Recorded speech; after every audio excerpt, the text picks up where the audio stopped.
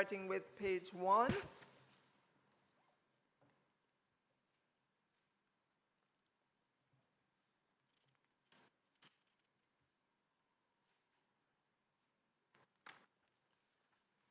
Moving to page 2. Go ahead.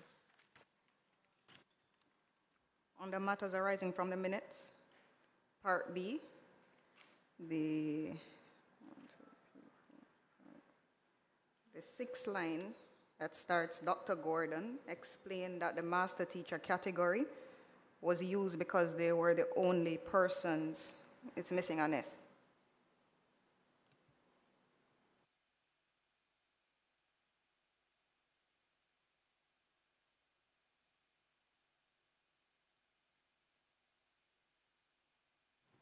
All right, accepted. We move on to page 2.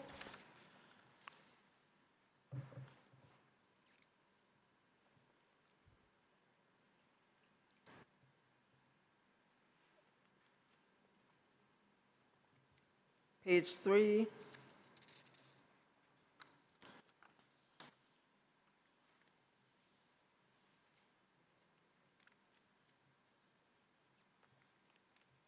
Page 4. Yes. Page 5, sorry. Page 5. Page 5 on the Part B of the first schedule, paragraph 13. The paragraph starts, Senator Gale noted that there would be a declaration within the ambit of voting. I don't know if the term should be would or could be. I think it was could. That's the first correction.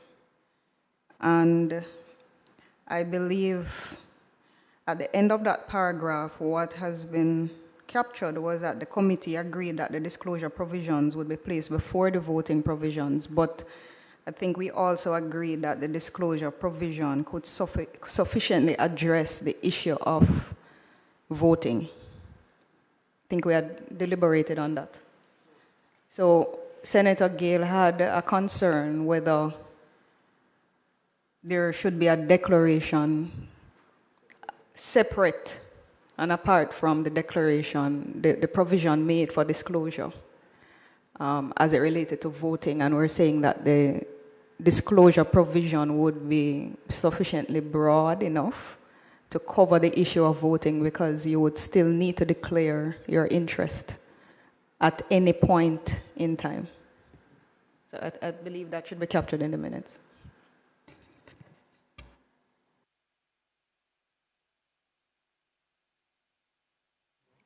Okay, Mr. Nash is asking for a little bit more specificity, so he can capture that.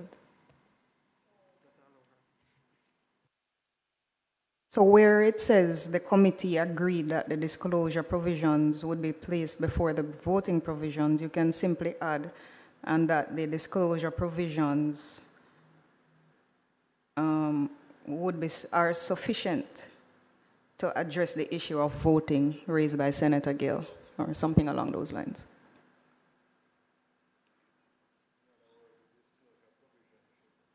It would be broad enough, right? There is another correction at the third paragraph that starts again, Senator Gale, but it is 2, 3, 4, 5. Yeah, Senator Gale saw clarification, but it is the 2, 3, 4, the 5th line, and the sentence starts, she suggested the term employee should be replaced with the term agents. I think what I said at the time was that the term employee should be removed. So it's in relation to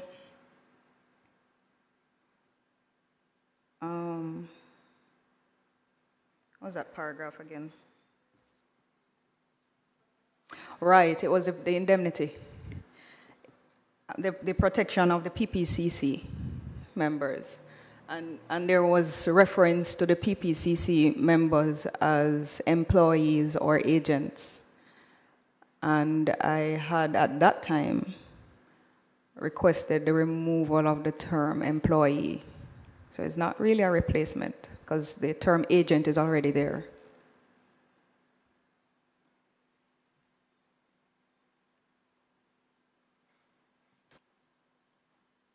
But I think that captured that discussion that we had though, about whether it was But employee she or suggested that the agent. term employee should be replaced with the term agents. It's not a replacement. Okay, It's a removal okay. of the term employee.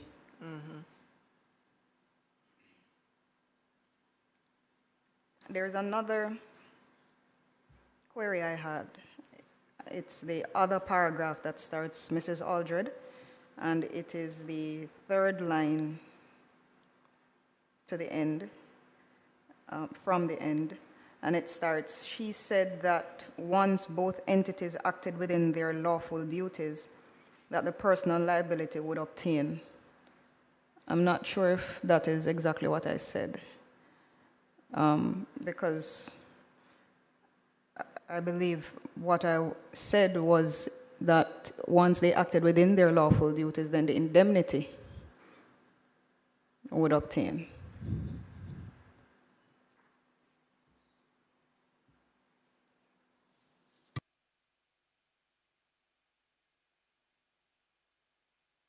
Thank you, member. We'll move on to page 6. And you will note on page 6 that a quorum was not available. And so we have to go through these. Mr. Nash, what we're doing in this way? Or after we accept? Okay. So we'll take these in matters arising. Page 7.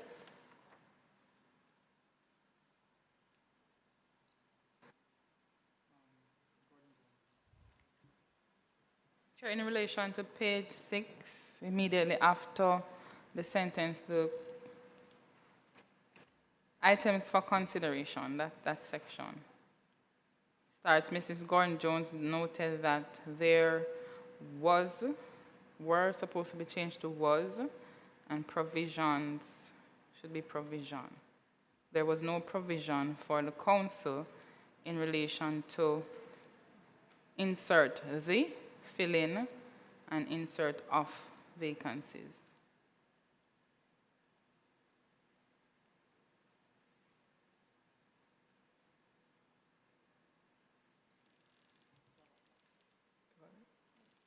Thank you. We'll move on to page 7.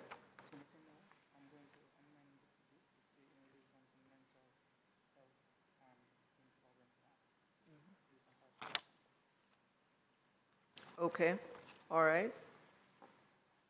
I ask for confirmation of the minutes. Members, I ask for confirmation of the minutes. So moved, Chair.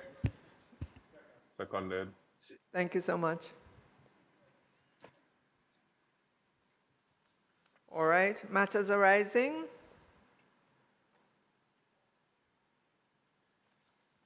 We will go to page 6.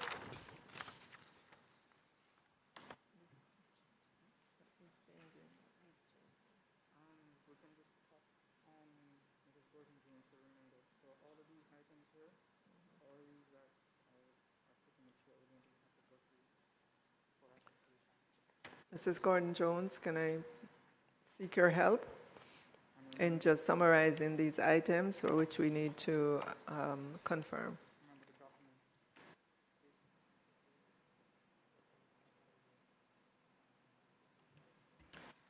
There was a matter of the protection of members. There was supposed to be a vote as to whether to retain subparagraph 14.2.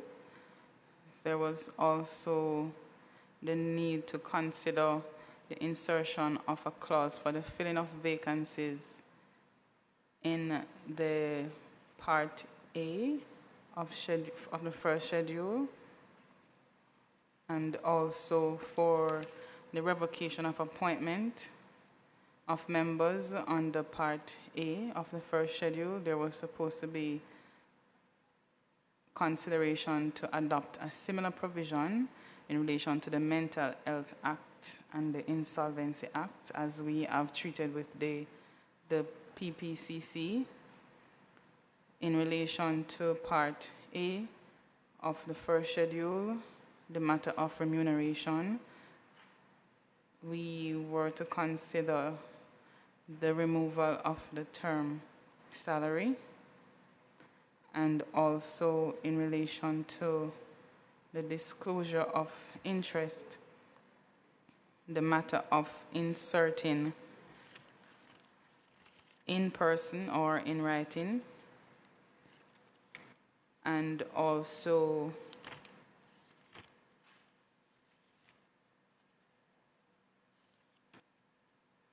I think that was it in terms of those provisions, Chair. But another thing for consideration would be the fact that we have now defined this term senior educational professional. That definition would have to be considered to see if it's suitable to the committee.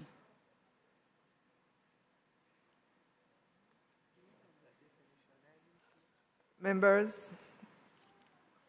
Yes. Right. So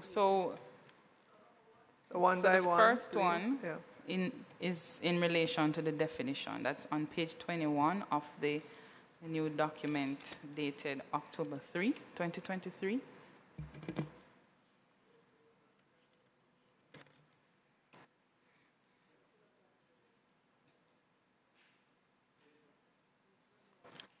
Page 21. So it's under Part B, paragraph 1, and it's a new subparagraph 2.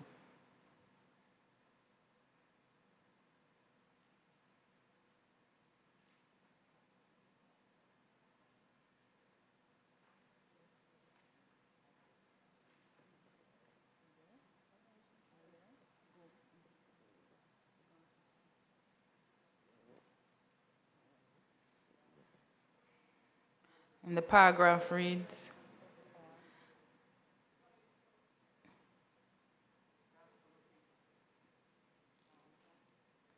so it's page 21, Part B, Professional Practice and Conduct Committee. And subparagraph 2 reads, in this paragraph, senior educational professional means A, a master teacher, B, a retired administrator, C, a retired principal, and D, any other person who appears to the council to be appropriate for appointment.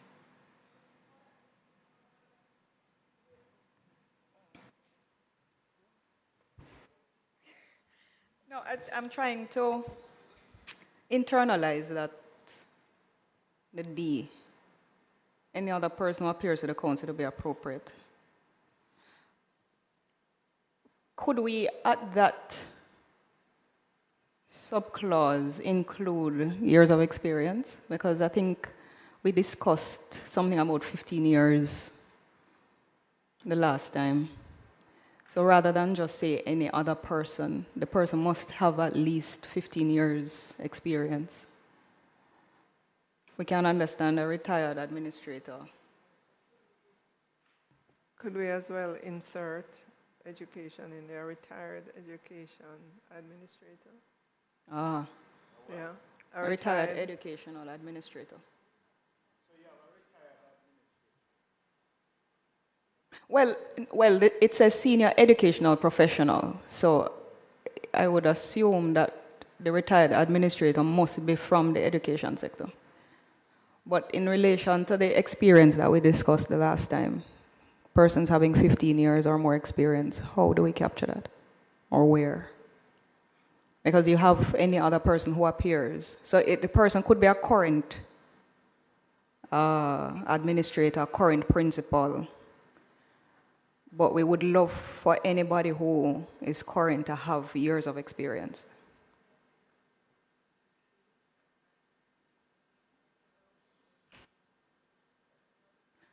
But we still need that experience. I think it has to be included. Please press. Okay. So, Chair, you have the master teacher, that's defined. You have the retired administrator, that's defined. You have a retired principal, that's defined.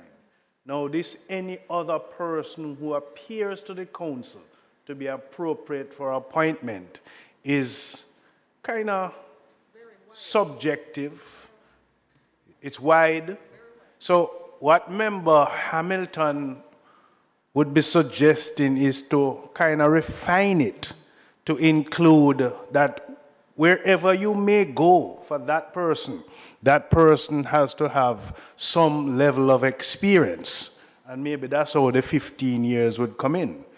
I mean, I don't know what else could define this person outside of those known professionals that would have been listed in A, B, and C. What other area could, I mean, is an instructor? Is a parent?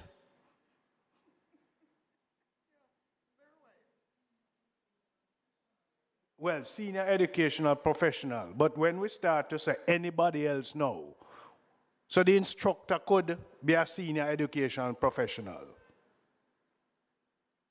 So I'm just trying to understand when we have this wide ambit, what, if you were as a council to identify such a person, where would you pick that person from?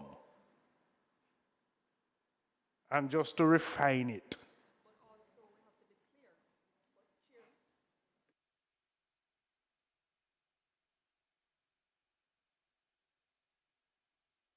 I think it is important for clarity, because we are here deliberating the legislation, but 10, 15, 20 years from now, when somebody picks up the document, they will not come back to the parliament to determine what was the intention. So they will pick up the document and read it as is. So I believe we really need to be clear and to define the terms as best as possible. So there is no ambiguity. When there is ambiguity, we tend to have problems.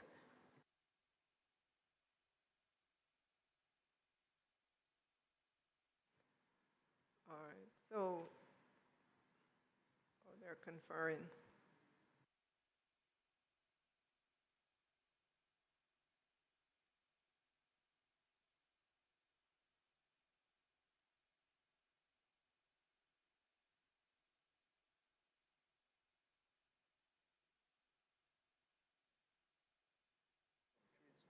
Chair, the proposed D, in terms of adding experience, any other person who has at least 15 years experience as a teacher and appears to the council to be appropriate for appointment.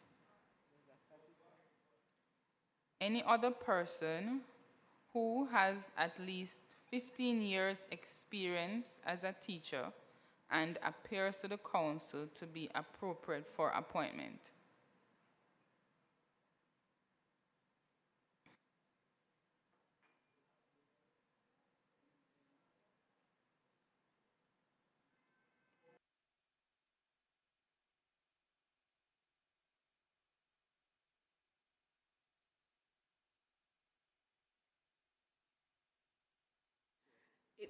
We can't just define it as teacher. It has to be a little broader than that, because what if we want to use a current administrator, current principal? Then those persons would be precluded. No? Not in the strictest terms. So that would cover everybody. What if we wanted to use an education officer?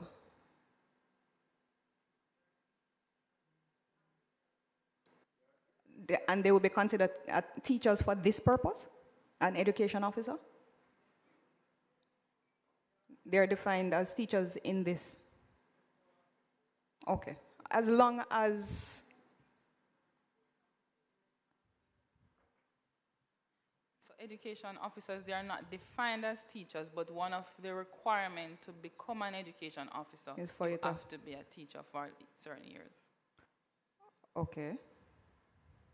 Okay. Well, as long as it is clear, fine. And we are not excluding anybody that we would want to have.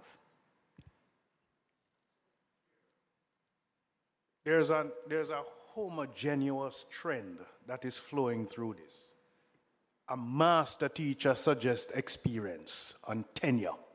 Retired administrator, tenure again and experience. Retired principal, tenure and experience. So this other person now has to be defined with the period of experience, and we cap it off.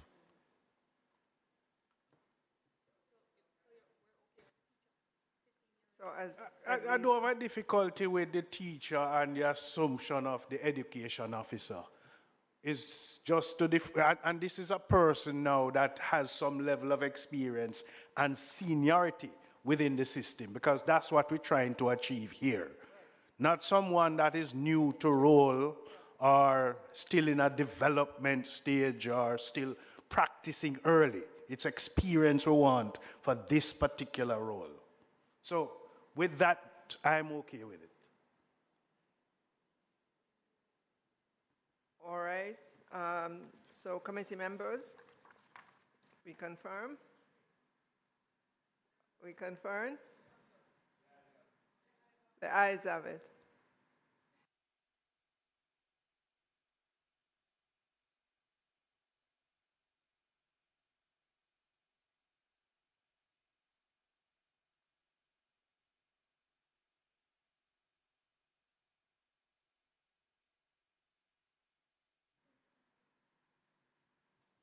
Chair, in relation to disclosure,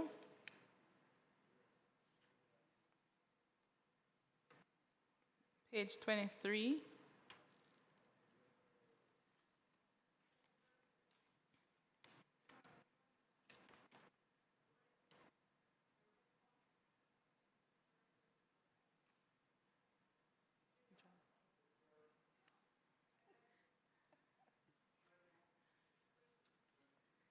page 23, recall that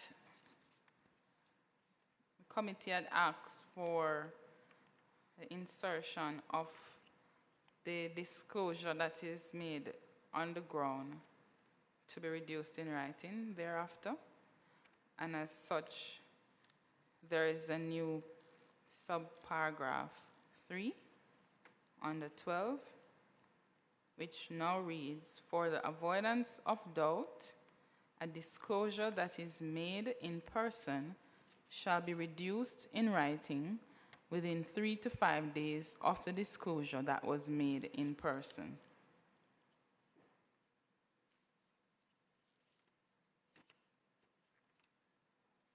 Is that an acceptable provision?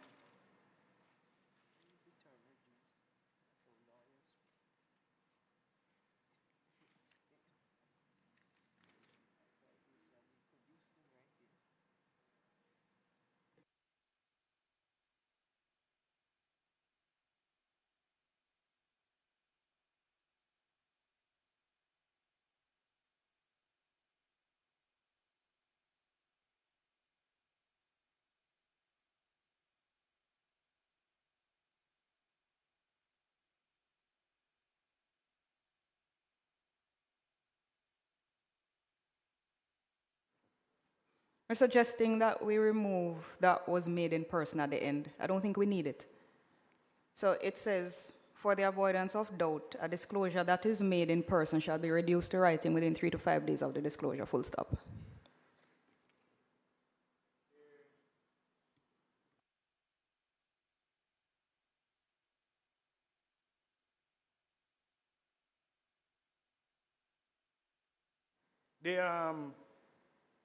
The The definition.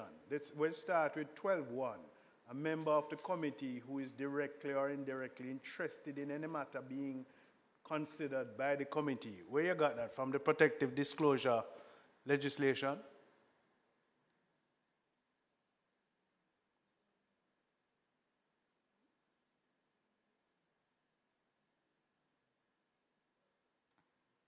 It was from the NERA legislation, but my friend is telling me that it's also a standard provision. I raised that because in a deliberation in the protective disclosure, you know, this question of indirectly interested. Where, you recall, where this, you know, the question of what defines indirectly interested? Here? We discuss it here? Yeah, no, it's not. No, I'm not. Listen, I am not for one moment, Chair, trying to dispute what may have been a standard provision. But it may be a situation where, you know, legislation and time evolves. And because of events and incidents, that's why there are amendments to legislations. And so it's just a caution in terms of defining clearly what is indirect. Because you may not have made a disclosure on something that is indirect, but later on you are advised that you didn't disclose what would have been indirect in nature. But I understand this thing about having legislations being aligned and its standard procedures, but I'm just raising the concern.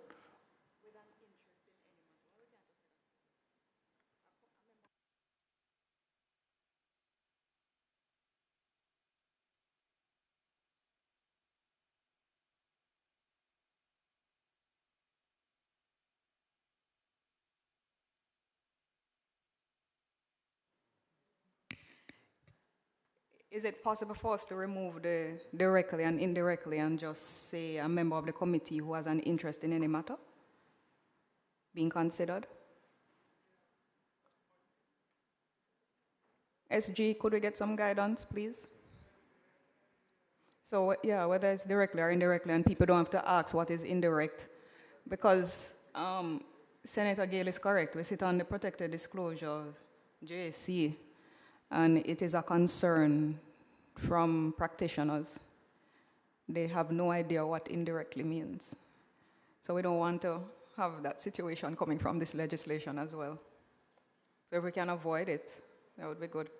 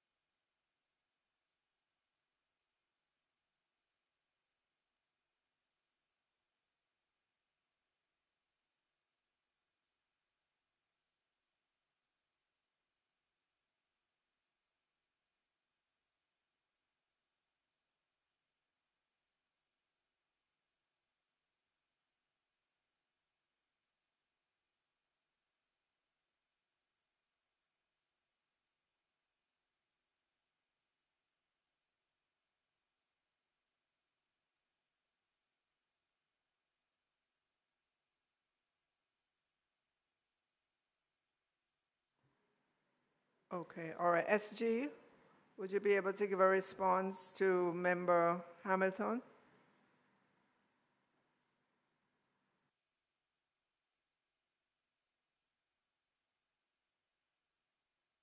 All right.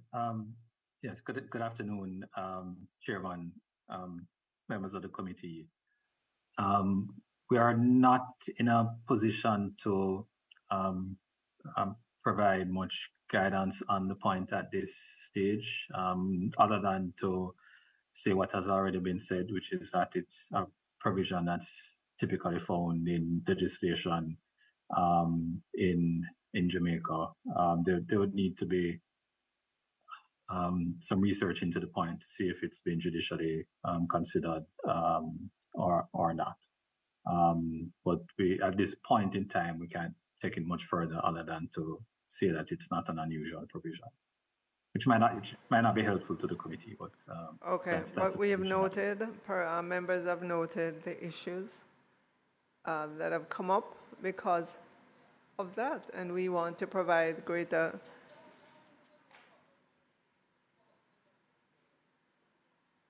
right. So we are going to agree to just say a member of the committee who has an interest in any matter. So move, members. Mrs. Gordon-Jones.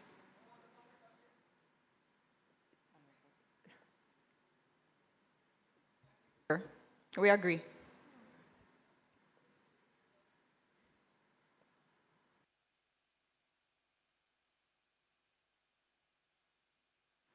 Thank you, Mr. Foreman.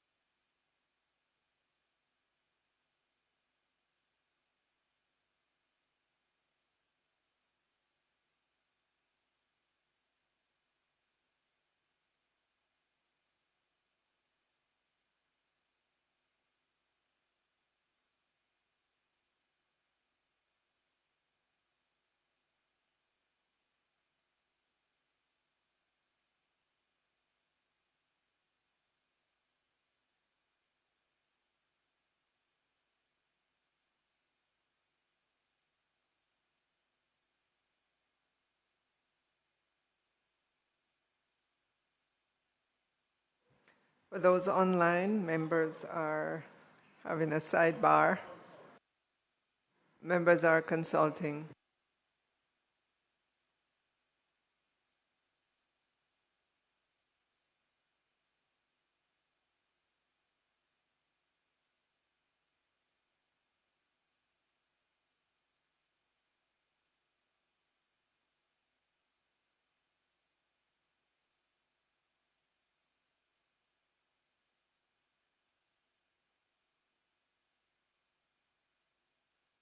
All right, Ms. Gordon-Jones. Chair, just to revisit the disclosure provision, the new subclause 12.3, where we read reduced to writing, that we are proposing that it reads made in writing. So the provision should say, for the avoidance of doubt, a disclosure that is made in person shall be made in writing within 3 to 5 days of the disclosure.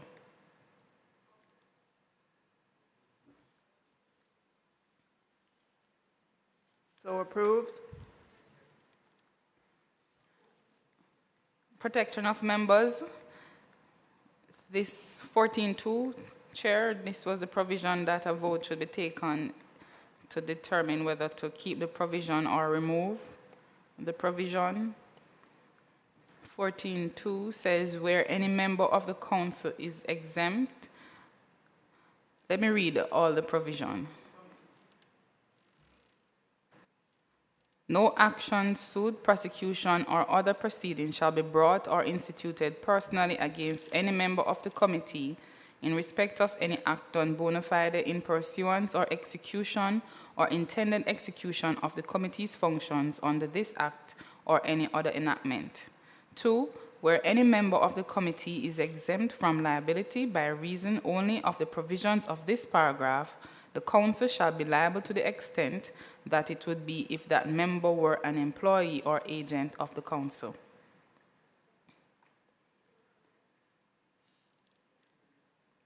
So the discussion was whether to remove the provision. I remember Member Braham was indicating that even if the provision is not there, then it could still allow for whatever suit to be brought under regular laws.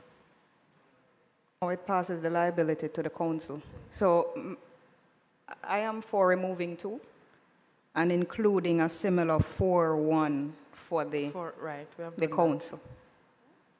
A similar that. We have done provision that. for the council, but removing 4.2.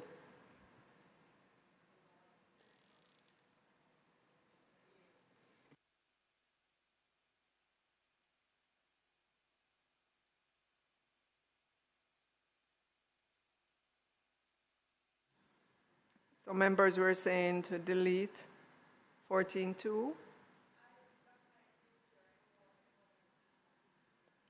Are there any comments from committee members on this? And it is requested that we do a similar part 1, 14.1 for the council. Right, Member Hamilton?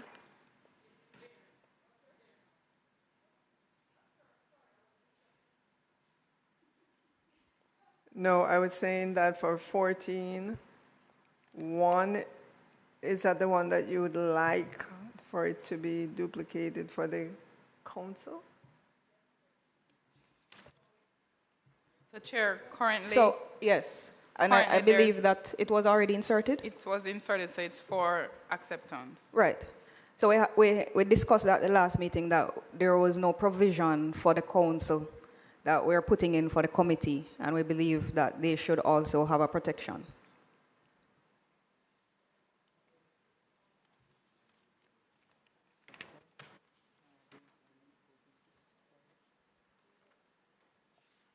Go ahead, Ms. Gordon-Jones.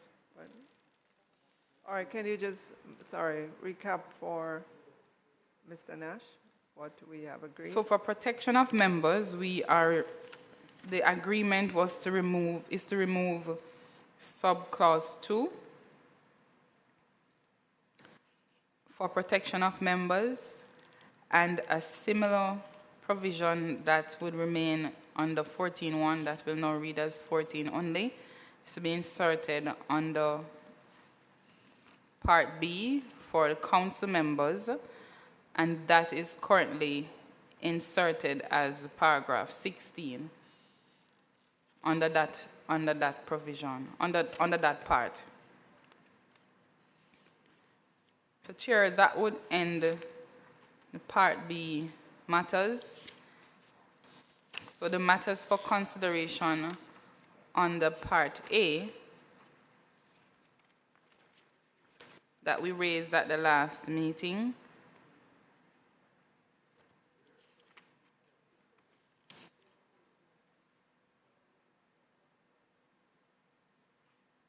Page 14, right? 14, Ms. Gordon-Jones, what page? Page 16. Page 16.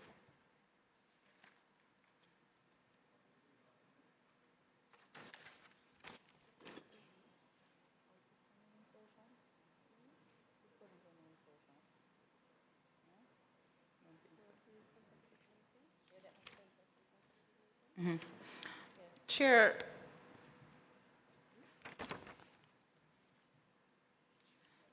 paragraph 8 of Part A, first schedule.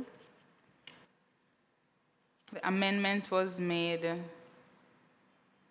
to refer to the Mental Health Act.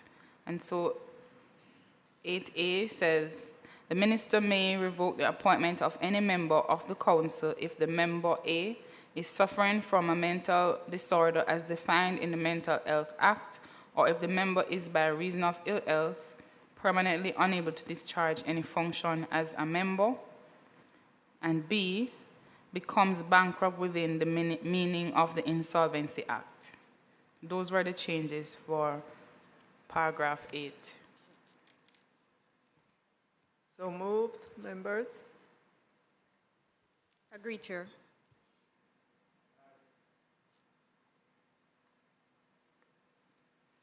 The paragraph in relation to the filling of vacancies was inserted as paragraph 9,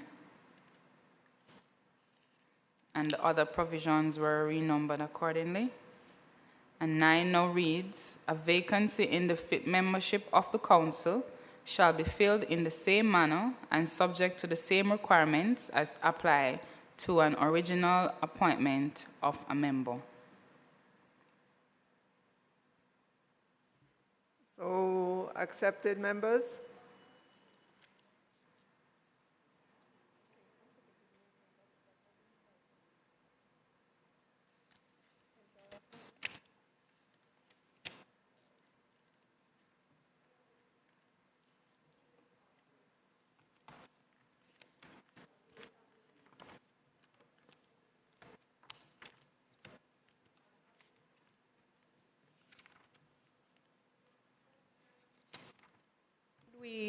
Would we say as apply or as applicable?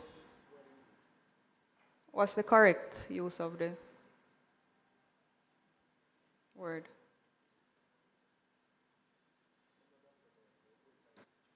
Who is the English teacher here? Dr. Gordon? You know. No English teacher? Legal language, it is English language, it's the... But I think it, and subject to the same requirements as applicable to an original appointment. I think that's what it should read. As applied. Subject to that, Chair, I agree with it. As applied?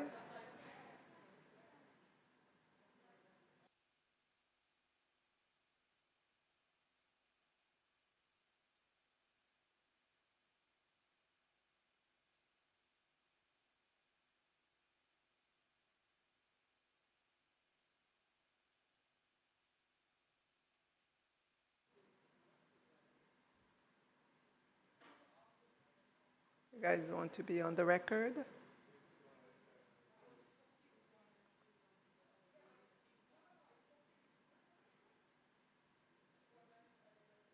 All right, we'll defer to the legal technocrats on that word. As applied, no?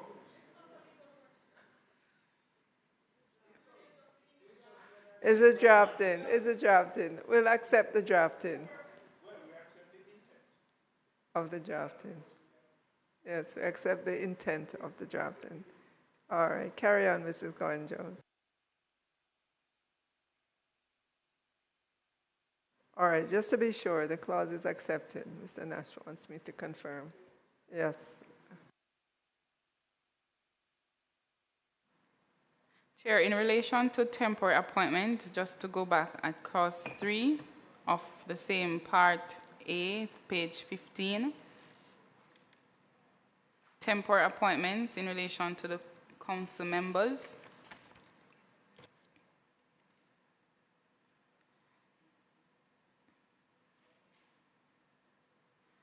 Page 15, paragraph 3, which treats with temporary appointments. We inserted for 3 consecutive meetings of the council in that part. Chair, should I read the entire provision?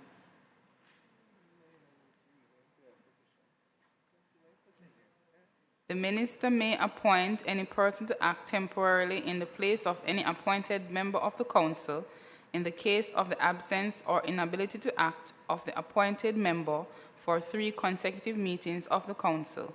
However, the appointment shall be made in the same manner and from the same category of persons, if any, as the appointment of the previous member.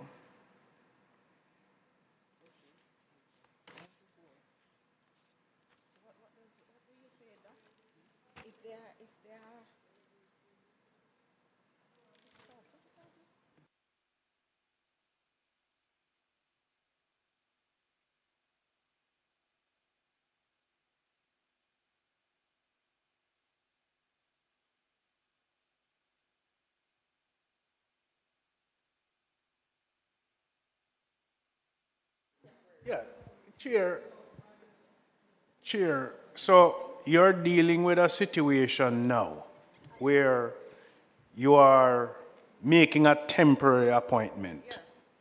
And when you're making a temporary appointment, it assumes that the person in post or position is not able for a defined period to represent.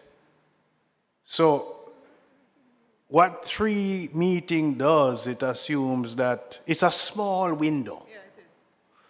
In addition to that, I don't know if the thought was given around if you can't attend without excuse. In other words, you provide some excuse in terms of which you can't attend. Because meetings can be set, you know. And you just, for whatever the varying reasons, you can't attend these 3 meetings. Just like how we set the next set of meetings, and all of us are expected to attend. But for a particular reason, and those reasons are not confined to removal, but this is a temporary appointment now. So 3 meetings might be a little short.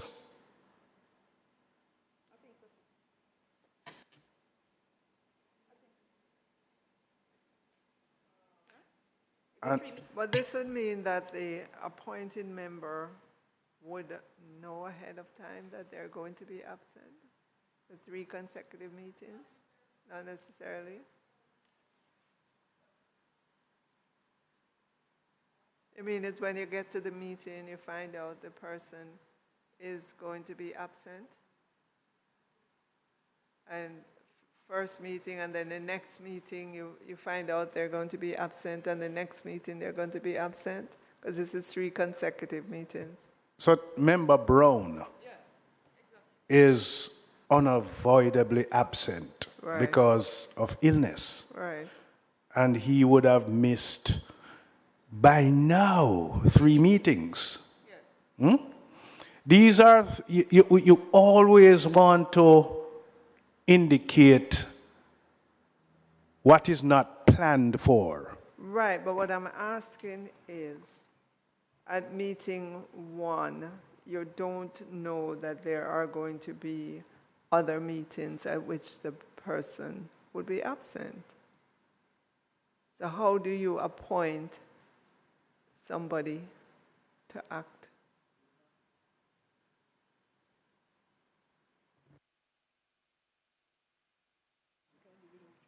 Chair, the other thing to consider as well is the fact that it requires a meeting at least once every 2 months. And so if a meeting is held, say once every 2 months, then that would be 6 months. 6 months.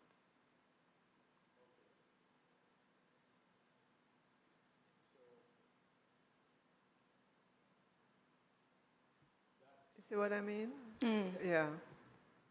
I now see what you mean, because if we are aligning it to the specifications of meeting periods, then these 3 meetings would be over a 6-month period. Okay, well, that's fine. So that makes it a little different.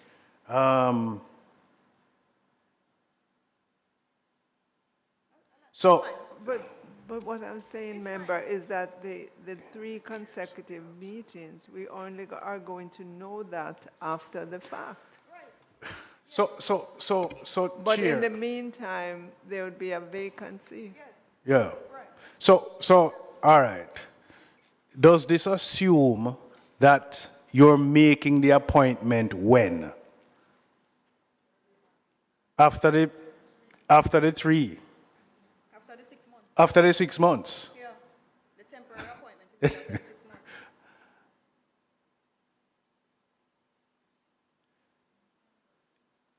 No, it's not a question of temporary. So I'm an appointed person. And for reasons being, I would have indicated my intention to be absent for whatever reasons. So that is planned for. So in that case, it would automatically trigger a temporary appointment from the minister. Right. But in the second instance where it is not planned, it is not known from before, and you now have a situation where the person would have been absent for the 3 consecutive meetings, it also requires an action from the minister. It's easy when you can know before that the minister can appoint, as opposed to the persons who are just absent. So I'm trying to recall how we treat with that. But remember too that I think, Chair, there is a revocation, provision, you know. All right, let's look at That that. says if you fail to attend 6 consecutive meetings, so maybe we can cut that down. So From 6. So that is 6. Right. So after, if you fail to attend 6 consecutive meetings, then you are no longer a member of the committee. But then there is that period now in between, that period of uncertainty for those persons who don't give that notification upfront that, yes, I'll be unavailable for 3 meetings or 6 months. How do you treat with that? I think that's the question you're asking.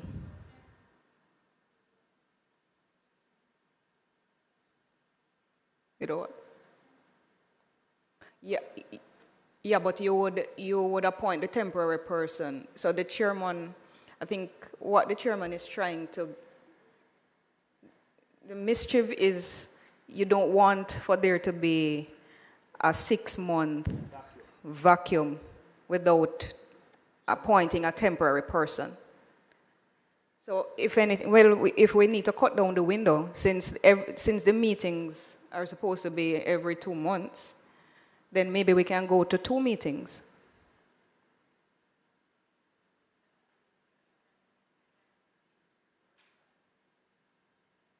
True. But those will be extraordinary meetings. I'm okay as But- I but- reflect that yeah. the council, the size of the council is very No, remember, this is the committee. No, this is the council. Oh, this is the council? Yes. Oh, we don't have any issues then, Okay, Chair. all right. I thought this was the committee, the PPCC. No, it's a council. It's a council. Okay. So the PPCC, I think, would have, the implications would be Right, greater yeah, because you have yeah, a smaller yeah. number. Right. But the council Because already it's has huge. a whole, 30. body. All right. Okay, SG, you have your hand up. Please go ahead. Oh, sorry. Thank you, Chair and members. I'm not sure if I'm using the same or the proper draft, but doesn't it also include the words without the leave of the chairman? Because normally those words are supposed to be there. So it's not just that you fail to. That one would be under revocation without the leave of the chairman. Right. So where is it? So which other provision were you looking at then? I'm sorry. I may not be in the same document.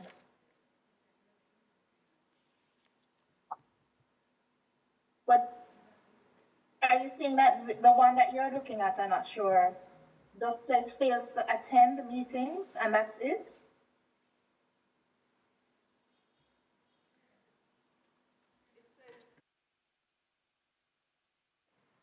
So, hello?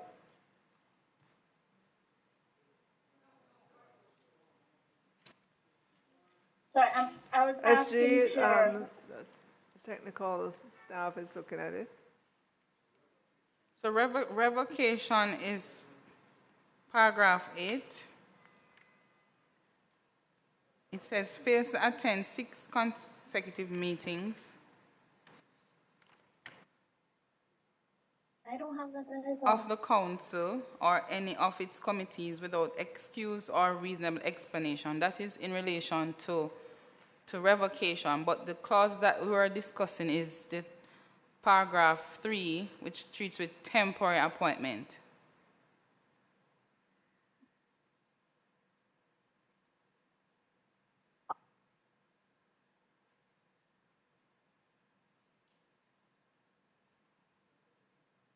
Where did I have 6? I only have 3. On page 15 SG, page 15, the document that is dated October 3,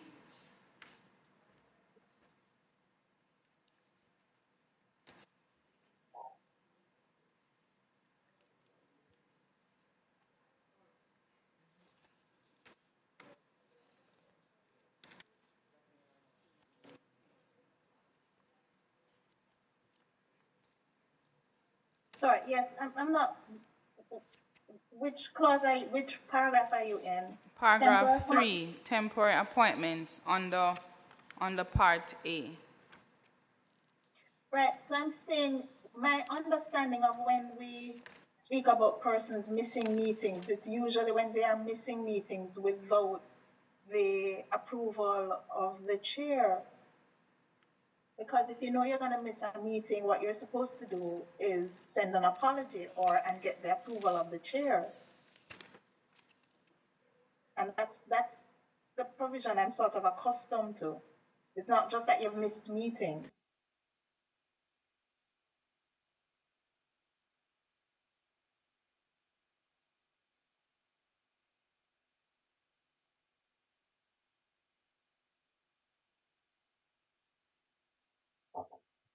And so, in fact, this is why I was pointing out that I saw another provision that had something So, along the lines that I'm accustomed to. No. so Chair, I'm proposing that based on SG's intervention that we include under the temporary appointments the similar language. So where it says in the case of absence without excuse or reasonable explanation or inability to act. So we just put in the without excuse or reasonable explanation to cover what SG just said. But without, is it clear that without excuse or reasonable explanation, and what's considered reasonable, which is why I think I'd have preferred if it just said that the chair has to approve.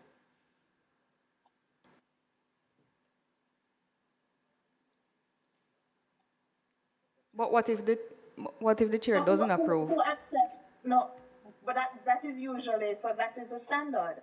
Oh. So who is going to accept this reasonable explanation? Who determines whether it's reasonable or not? Because in a committee meeting like that, it's really the chair's prerogative, generally. Which is why, as I said, I'm accustomed to seeing legislation talking about missing 3 consecutive meetings without the approval of the chair. Yeah, well, that's fine. I'm okay with that phrase, Chair. I have no issue with including it that way. So we can, I'll accept it. So, Ms. Gordon-Jones, can you just read it so we hear?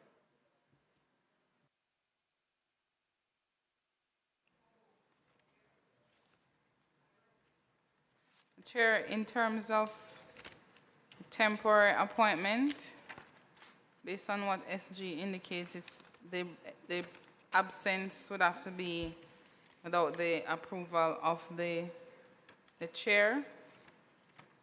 I'm seeing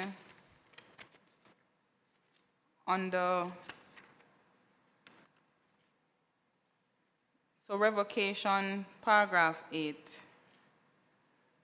that language would have to be changed to without the approval of the chair, similar to what we have under paragraph 6 of part B for the personnel committee, the professional practice and conduct committee. That clause reads, fails to attend 3 consecutive meetings of the committee without the leave of the chairman. So we will adopt that language for the council members as well as the matter of temporary appointment.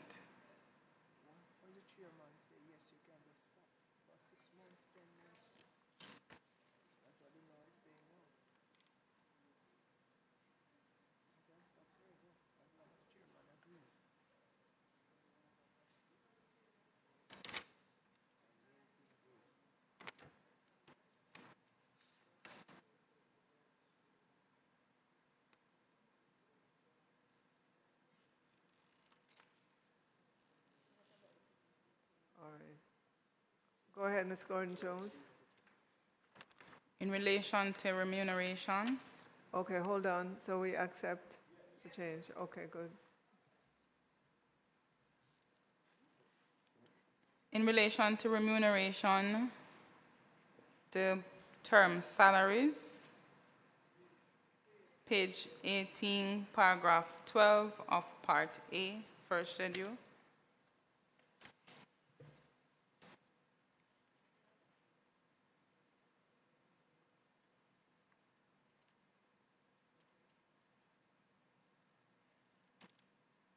So the word salaries was removed. Agreed.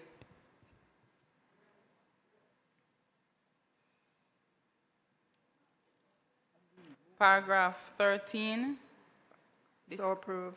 Sorry, it's paragraph 12. Paragraph 13, disclosure of interest. We inserted either in person or by notice in writing. The disclosure shall be either in person or by notice in writing.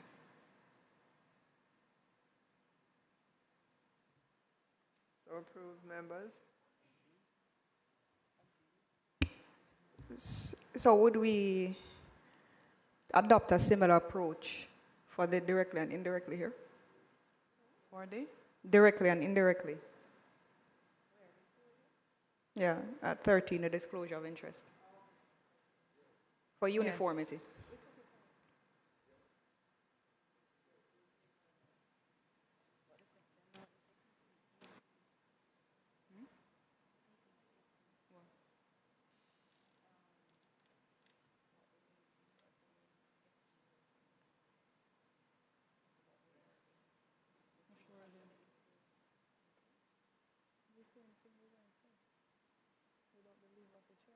Accepted.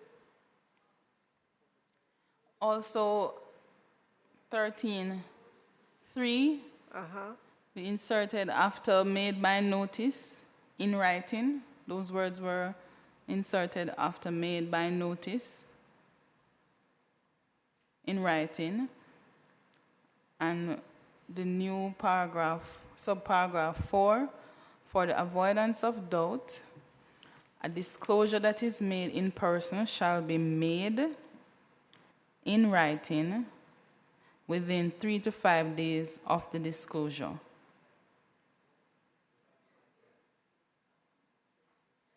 All right, so confirmed.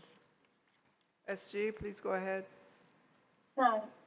Actually, I wanted to raise up an issue back at temporary appointments, but what Mrs. Gordon-Jones just read, it's different in the draft I have, the October 3 draft. Was there further change? So 9 says, for the avoidance of doubt, a disclosure that is made in person shall be reduced to writing within 3 to 5 days of the disclosure that was made in person. That's not what Mrs. Gordon-Jones just read. SG, just for clarification, we are adopting what was agreed on for the provision, for a similar provision for the PPCC. So that's why the wording was changed. But you do have the correct document, SG. It's just that when I was reading, I made a change in the reading. Oh, okay. All right. Thank you. You're welcome. Chair, with your leave, if we could just go back to the temporary appointments on page 15. I'm very sorry, but I'm reading it and I'm sorry, SG, which one?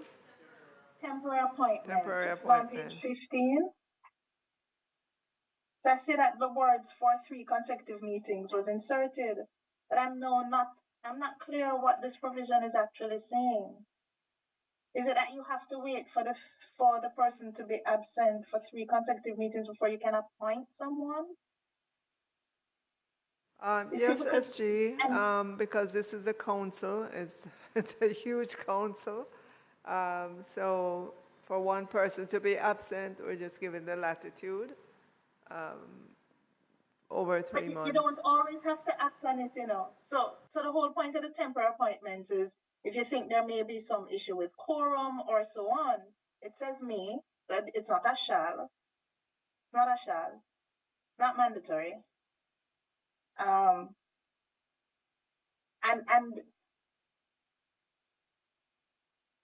so putting this in here could tie your hands.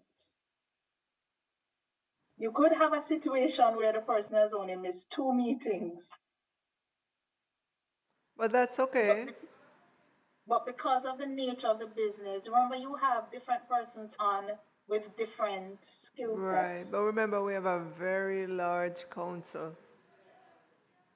Okay, I'm just not usually in favor of hands being tied if the hands don't need to be tied.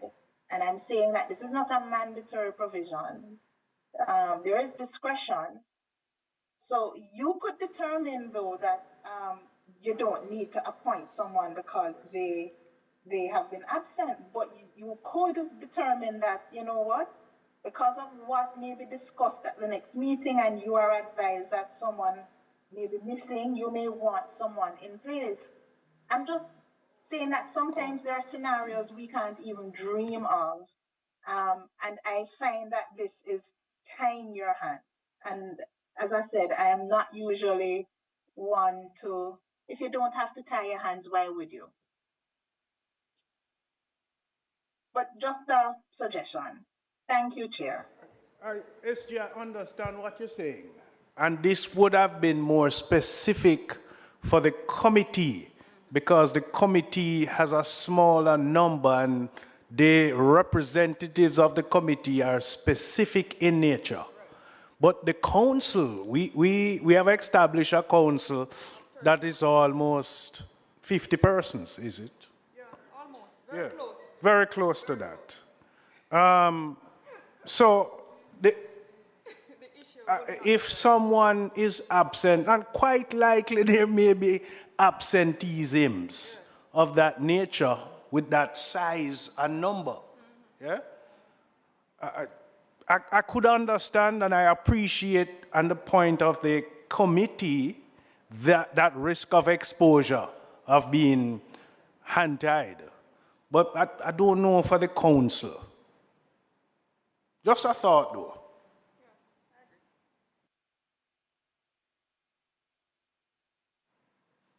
So, Chair, Can I have a second bite at the cherry, please? Just one comment. Just to say that removing the words would achieve the same objective.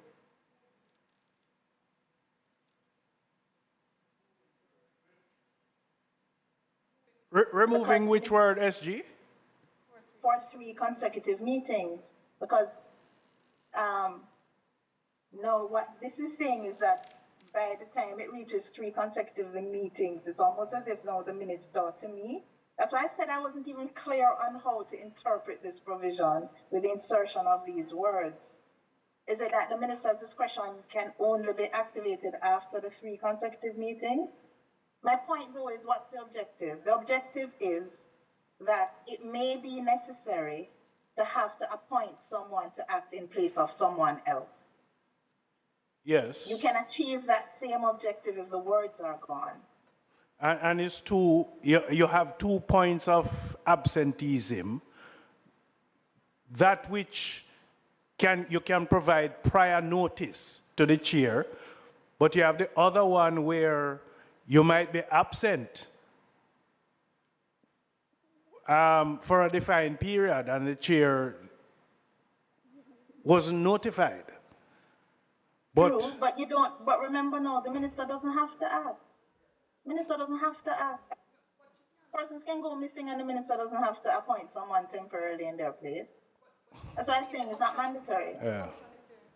But I mean, I take the point that if the committee is really of the view that this is already a huge committee, no one, I don't want to say person, but skill set, because I think that is a bigger issue with the skill set. With the skill set, right. Right. And if you think that it's fine and the 3 meetings, I just wanted to raise the point just for consideration. Thank you, And, Chair. it's a good observation, SG. So SG, we would have been way more concerned if it was the committee. Yeah. Yeah. All right, so confirmed. We really need to look at the provision of the PPCC because we have to now deliberate on that. Chair, what I was just discussing, I wanted to be clear. In terms of the PPCC, are all 5 members required to sit at every given meeting?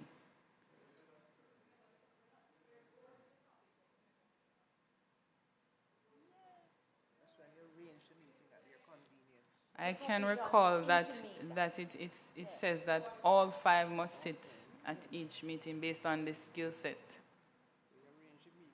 And so in that case, if somebody is absent, then somebody would have to be appointed. So we need to make the amendment.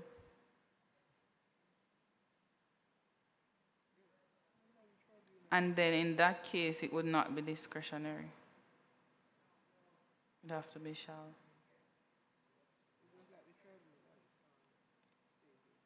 We agree.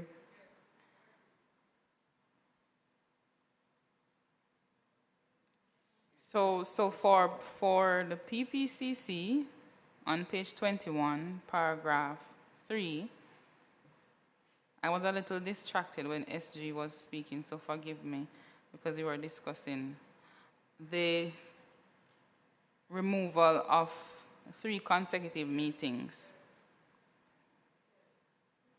So it should read then, in the case of the absence or inability to act of any member of the committee, the council shall appoint a person to act temporarily as a member of the committee.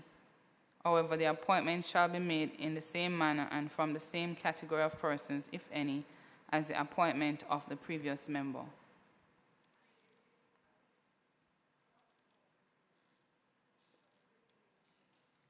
The council may. It has to be mandatory.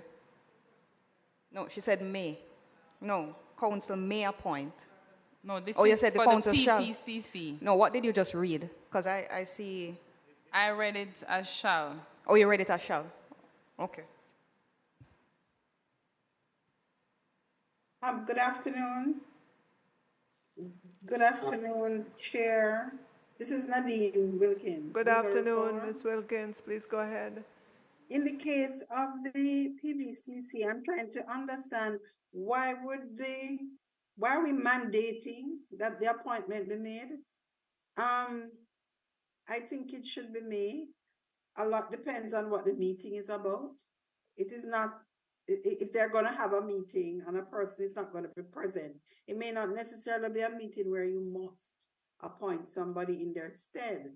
Perhaps if it is a meeting that is going to be examining a case of misconduct by someone, then that meeting would rise to such a level that you would want everybody present and therefore. But when you put the shall, even if the meeting is to discuss something procedural, they would have to. I'm just wondering if we want to, lock it down like that. Flexibility is sometimes a better approach. Thank you. Thank you, Chair.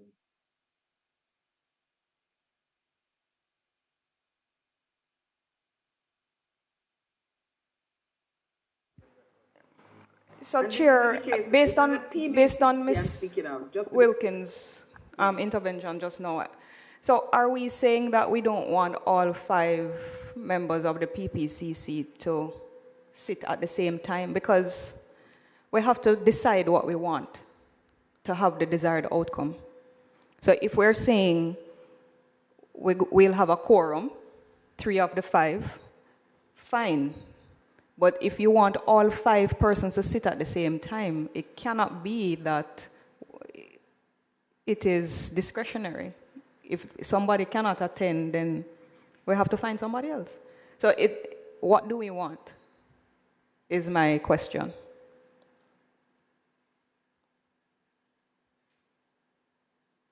Who answers that question? Okay, deliberate, Chair.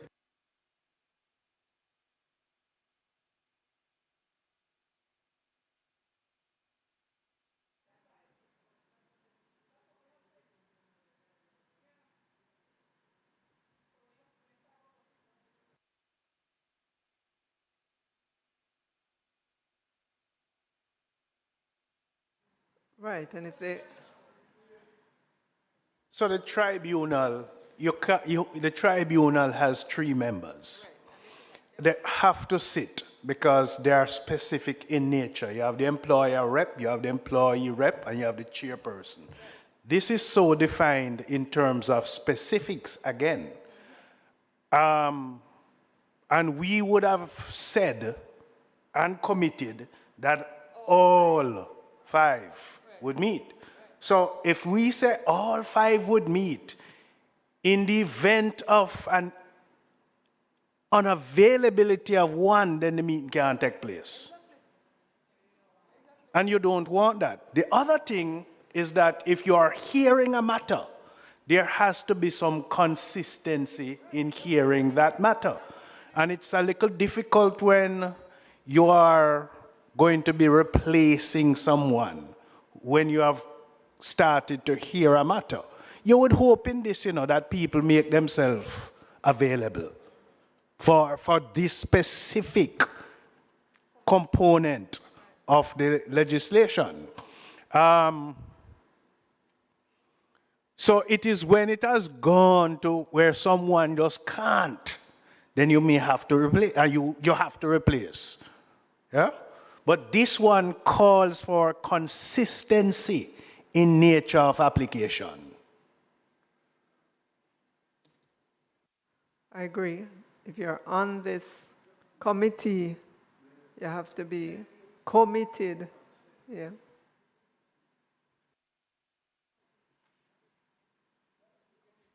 All right, so we confirm committee members? Yes. Please carry on, Ms. Gordon-Jones.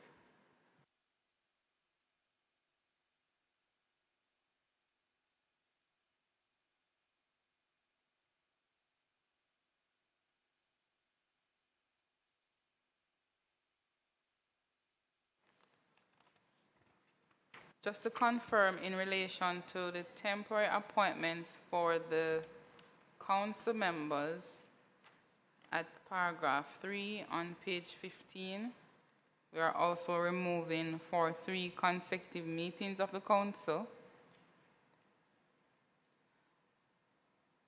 And is it in this case, it will read discretionary, that the may appoint? Based on this one. So it's just the removal of the 3 consecutive meetings of the council. Because remember what we were trying to achieve is in relation to the time frame. That was the mystery we were trying to solve. That's why those words were added, because as it was read, they were wondering what was the time frame.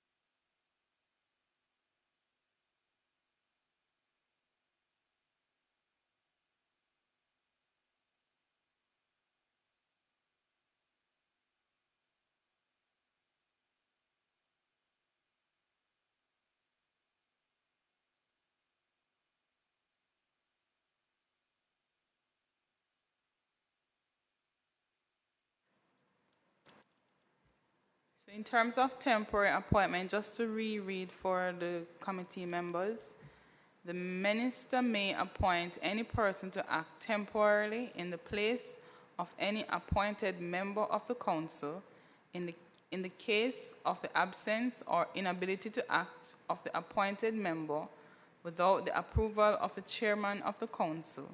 However, the appointment shall be made in the same manner and from the same category of persons, if any, as the appointment of the previous member.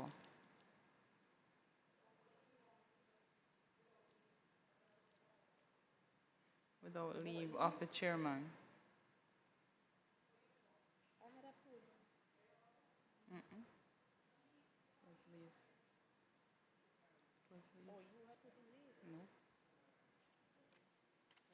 Can I see clarity on something? And this is where now I am needing the guidance in terms of what is referred to as standard procedure. So a temporary appointment assumes that someone is acting in the absence or the unavailability of those who were appointed. And Member Hamilton would be acting in my absence. And so when I make myself available, how is that transition?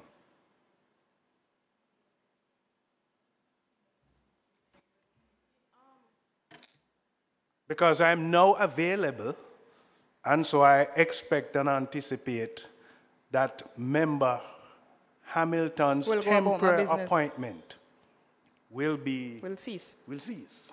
But then the instrument of appointment would probably give a time period or increments, maybe 3 months, maybe 6 months, whatever it is, I would imagine.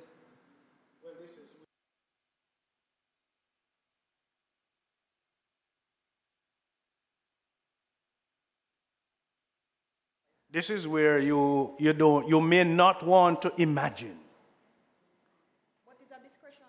So what I want to be clear on is, yes, it's a discretion, but we would have made specifics in terms of the temporary appointment. And to be fair to the person who would have been absent to be, in other words, when they come back. And no, I know it's not a revocation. So it assumes that when the person is available. Okay.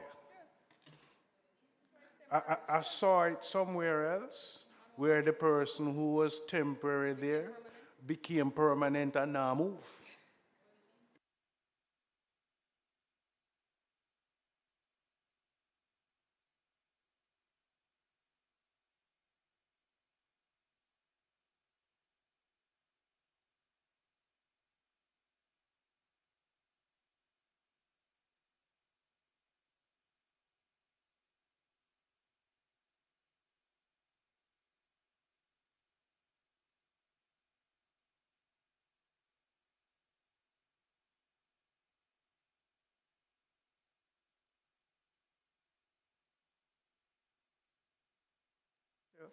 Ms. Gordon-Jones.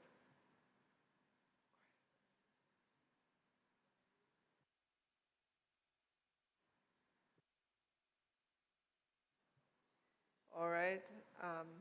So accepted members? Yes.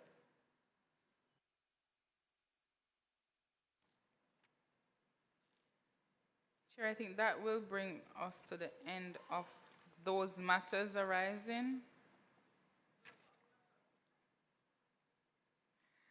And so,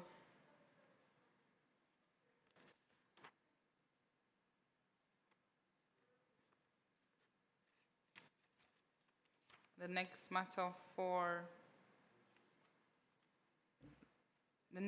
to look at would be the second schedule.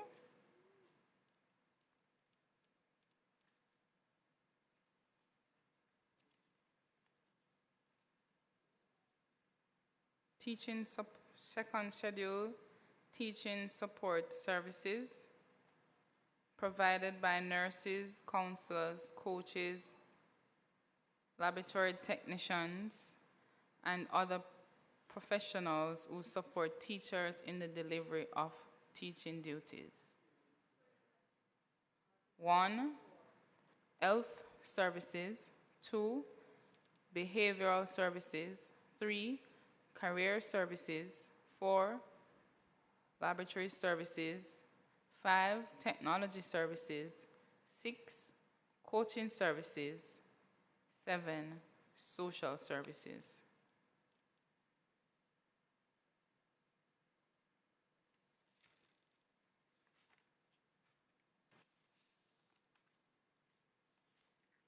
Chair, may I ask what is meant by social services?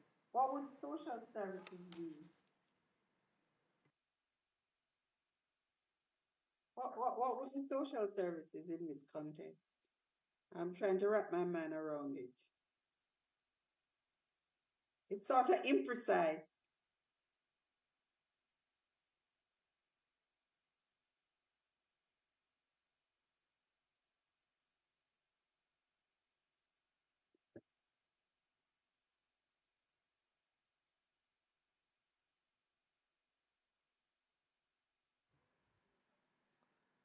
So, Mrs. Wilkins, I'm just looking up social services, and it says social service, also called welfare service or social work, any of numerous publicly or privately provided services intended to aid disadvantaged, distressed, or vulnerable persons or groups. The term social service also denotes the profession engaged in rendering such service.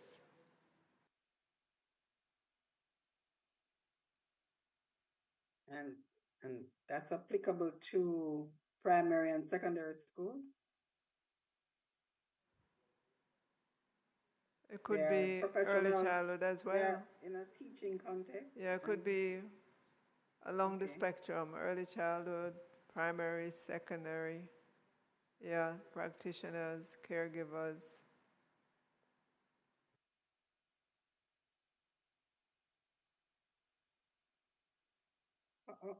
All right, Chair. If everybody's happy with it, you can proceed. Sorry.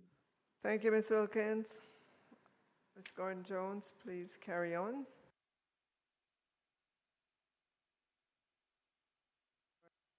Members, we've accepted this? Yes.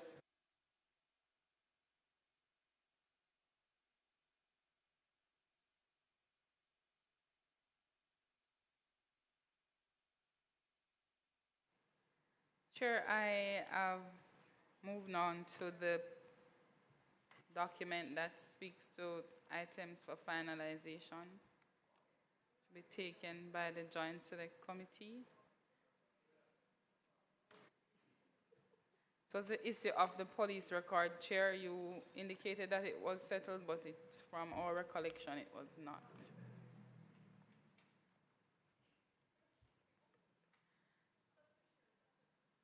Okay, And so for the police record, we are requiring, but we understand that starting out, persons would be grandfathered in until their next license. Was that it? What did we agree again? So, Chair, recall that currently early childhood practitioners are required to provide a police record. It's not expressly stated in the early childhood legislation, and that's why we have inserted on this document the provision under Section 3, which indicates the need for the applicant to not be convicted of certain offenses. And so it's a decision as to whether, at least Dr. Gordon did say, based on what can happen with the system, not all persons should be required to have the police record, but based on the early childhood provision, those persons are to continue and to allow the council to be able to request for the police record for others if necessary. Here, I think we already went through this. We deliberated on this, I think maybe about 4 or 5 meetings. It was agreed, I don't know how we're here, but it was agreed that all persons would be required to obtain police records. Now, if we want to grandfather it in, that's a decision we can make. But it must be a requirement. We can always find a way to facilitate whatever issues may arise from obtaining one. The Ministry of Education can have a MOU with the Ministry of National Security, but I believe it is a requirement, needs to be a requirement.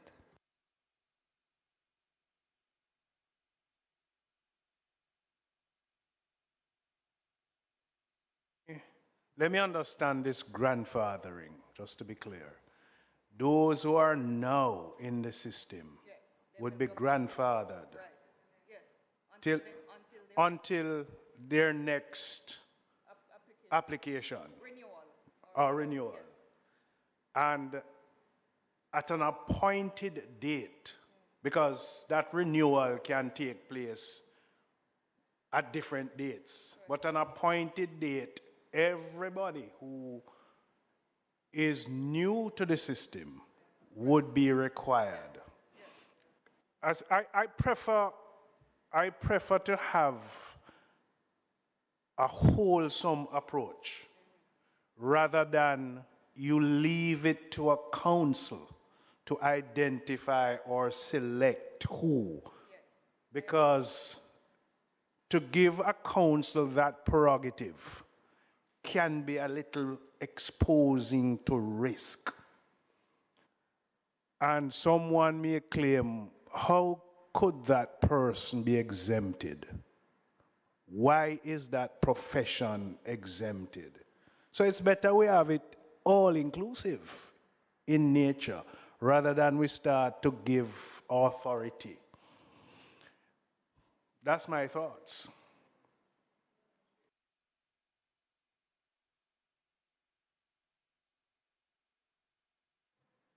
This is working? Yes. Thank you very much, Madam Chair. On the matter of the police record for all teachers, I understand for the babies. And the police record has to be renewed when it's expired for the babies, the early childhood program. Now, for the older children, I would like to know, really, in a profession where criminal activities for a year is like 0.001%, and sometimes none at all. What is the purpose of a police record? Are you going to ask the teachers to get a police record every year? The police record is not valid after a certain time. And so there could be occasions when the council asks for a police record, like somebody got themselves in some trouble some long time ago, years ago and whatever, applies to come back into the teaching profession, and the council wants to be assured that this person now, because nobody's condemned for life, this person now has the kind of record that would permit the council to make that decision. I find a police record is an added burden to the profession, and it is not necessary. It is not necessary because you don't have a profession that has that problem. And there are other professions that do not require What police other professions record, are we talking about, Dr. Gordon? Because we don't have that many other professions that children are exposed to, or where children are so exposed. No, yeah. I do recall the same 0. whatever percentage that you mentioned. And as far as I know, a lot of these instances where children are being abused, assaulted, whatever it is, are not being reported. So we really don't have statistics. If it's not reported, you have no record. there is nothing there to say that the 0.11 or 00 that you mentioned is actually factual. The environment within which we found ourselves, where children are being abused on a regular basis, require that we protect our children. We have to protect them, and it can't just be the babies. We have to protect our children, full stop. And I don't think we need to go through, we've been through this. I remember all of those factors that you... I remember Green. Or any child. Yes, I remember all of this, and we've been through this, we've deliberated on it, and there was an agreement. The committee reached an agreement where we said all teachers will require it. May I ask a question? If a teacher gets a police record this year, the teacher gets a police record, are you going to ask the teacher as soon as that police record is expired to get another police record? What is the purpose to the practice of that police record? Because if, and the abuse, I'd like to know the amount of abuse in our education system by teachers. If those abuses have not been reported, then whether the teacher has a police record or does not have a police record, then the abuse remain unknown. So the point is, the police record is not going to protect. We're talking about big children who can say if they are being abused. The children we're talking about. A police record is not going to protect the children, and it is only going to be an added burden to the teaching profession. It is not going to protect the children, because a police record today does not say that the teacher might not abuse the child tomorrow, unless you're going to ask the teacher for police record every time the police record is expired. It really isn't an added burden to the profession. It doesn't add value. I was of the opinion in the first instance that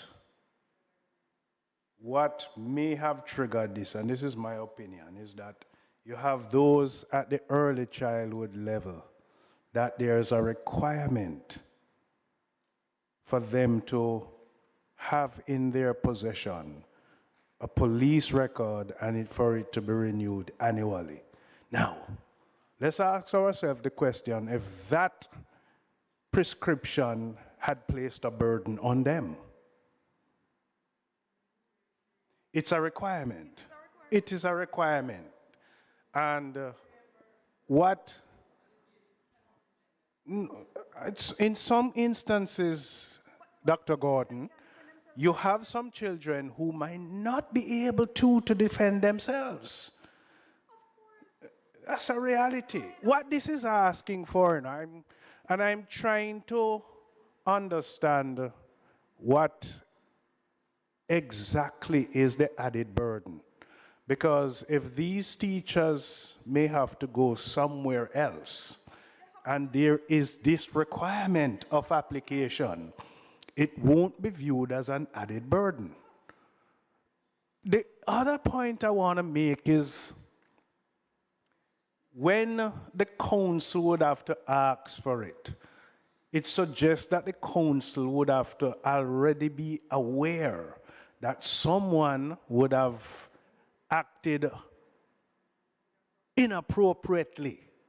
And so that's why you have to ask for the record. But if you don't know, you're not going to be able to ask for the record.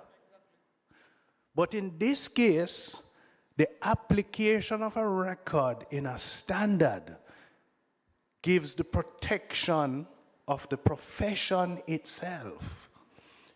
Somebody has to tell me what is the added burden from making this application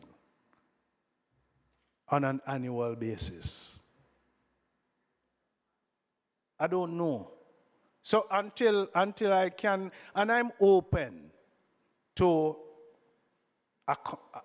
be convinced. Yeah, but other professions But if this is standard for other professions, then why is it not a standard for this?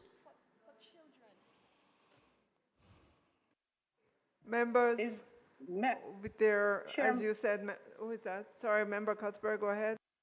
Yes. I just wanted to add, I think obtaining a police record right now is somewhat of a standard for various profession. And as you know, other members have stated, the teachers will be working with our children. And I think with, you know, all the things that we've seen happening, not just in Jamaica, but across the world is changing. I think it is important for us to make sure that that is in the legislation, where, you know, teachers would have to get a police record. Again, you know, there are other employees who require this on an annual basis. And as the other members said, I'm not sure what added burden this would be for the teachers, especially if we're trying to protect our children.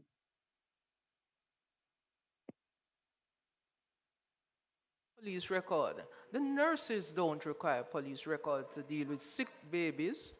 I don't understand why, if we have a profession that has demonstrated for itself that it is not a criminal profession, that what I don't understand is why is it we don't want to protect the children? What is so Police record wrong does with not protect anybody. wanting to ensure that we have the desired persons within the profession? What's the issue with it? The police record does not protect the children. All right, so if All it doesn't protect the does children, is then tell there's you no whether reason or that they not cannot this have it. teacher has been engaged in any criminal activity. It does not protect the children. It is not a preventative. It's not a preventative initiative. So that's the only reason why we shouldn't have it? Is that your reason why we shouldn't have it? We should justify then why we should have it. Does it interfere with the teacher's practice? Does it have a relationship with the practice of the teacher? It is not necessary at this time in the Jamaica teaching profession to have police records for teachers who teach children from primary education up.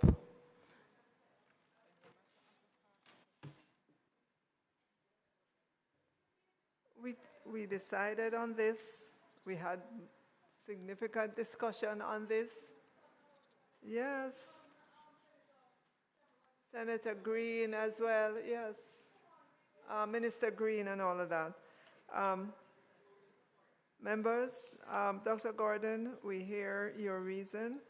We're in 2023 in which we are outfitting schools with cameras, we're putting perimeter fence, we're having all kinds of safety and security measures in our schools for children, and I think it's very acceptable for many professions for there to be the police record. And so for the teaching profession as well, they're not being singled out. There are many other professions that require this. And so I am going to ask for this paragraph, what do you call it, this clause, be accepted whereby teachers are required to have a police record.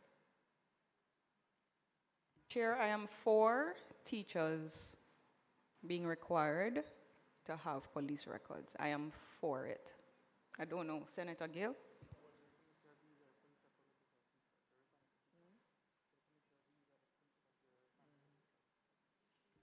Sure, I thought we were in agreement with this already. Yeah.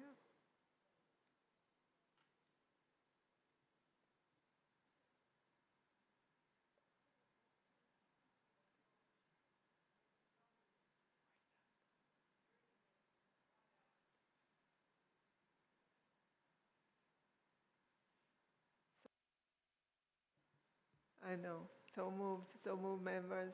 Yes.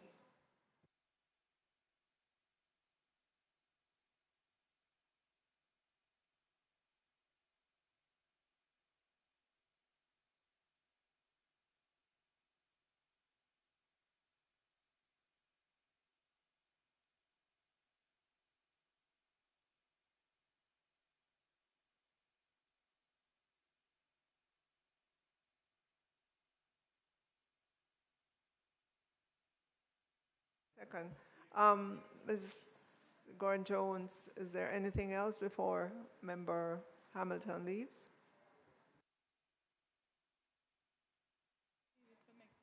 But Chair, in terms of, based on the decision that I'm hearing now, there would need to be review of clause 35. And also, currently, the bill reflects that a consent signed by the applicant for the council to conduct a criminal record check.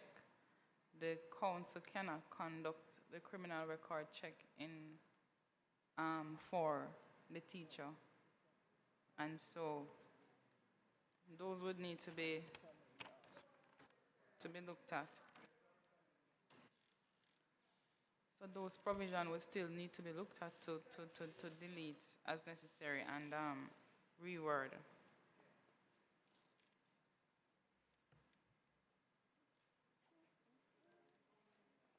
Ms. Gordon-Jones, is that the only thing to look at?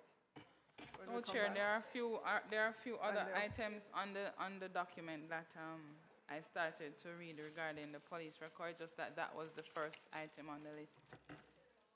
Okay, and the schedule of There are a few others, I guess, small items that were not decided on or not agreed on. Anyone we can go through quickly?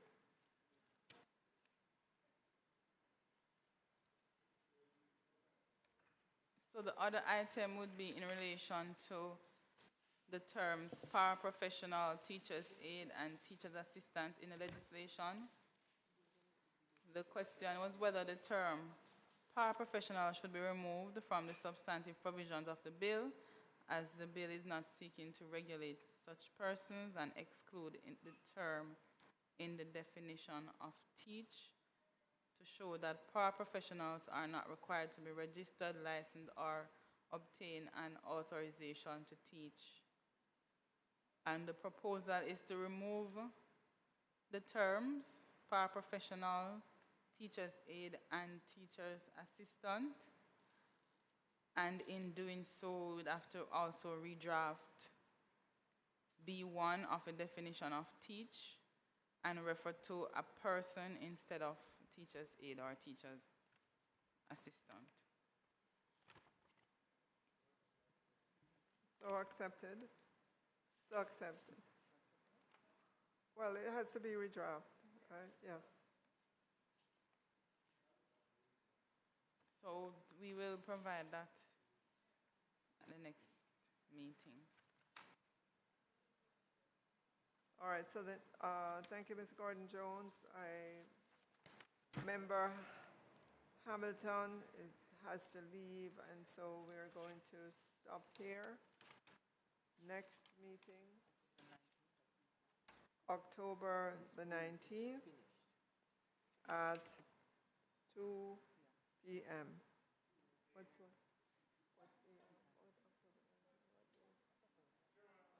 Thursday, October 19.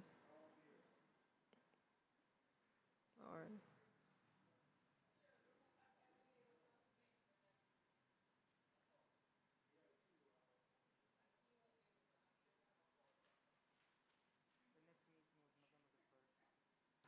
Well, the next one after that is November the 1st.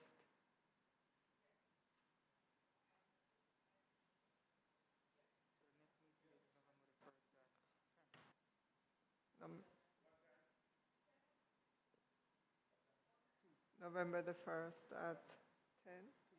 2 p.m.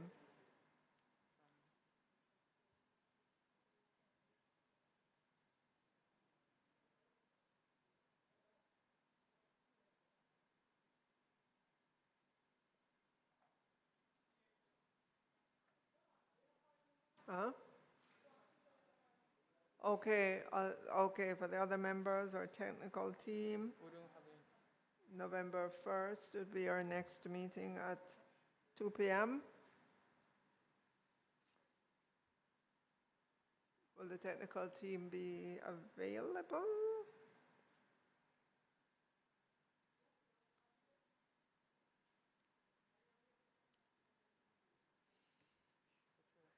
All right.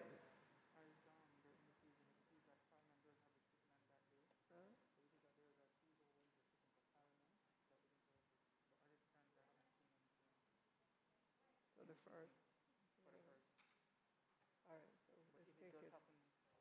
Right, so if we have an opening before that, we will put a notice out to members. But for now, the next meeting is November 1st at 2 p.m. All right, the meeting stands adjourned. Thank you, members. Thank you, team. Thank you, the technical team.